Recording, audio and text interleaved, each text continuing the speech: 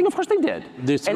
And it just tells you how constipated and restricted and censored the US media landscape is, that I was the only one who said that. Well, wait a second. The purpose of diplomacy is to reach a peaceful, mutually, one hopes, beneficial conclusion to a crisis.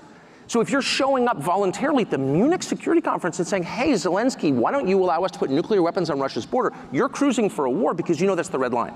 Because Putin has said that, and any close observer of the area already knows that. Now, do you have an explanation, a reasonable explanation, why there is this anti-war and this very negative remarks about this interview from a lot of your colleagues and a lot of politicians in the world?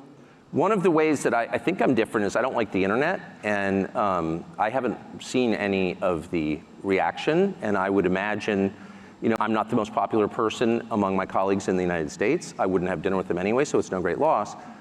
But, you know, I can't imagine what their motives would be. I didn't go to Russia, of course, to promote Vladimir Putin, and if that was my purpose, I'd say so, because I'm not embarrassed. I went because I felt that most Americans, in whose name all of this is being done, don't really know what's happening, and they know nothing about the guy they're supposedly at war with, unofficially. And I just felt that my job, if I have a job in this world, is to bring information to people so they can decide. And so I wanted to do the longest interview I could with Vladimir Putin that contained the most amount of Vladimir Putin talking, not me grandstanding about what a great person I am. When an American journalist interviews someone like Vladimir Putin, the whole point of the interview is to say, I'm a good person and you're not.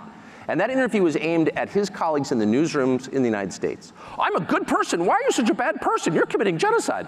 Okay. That's not fruitful, and that's certainly not my role.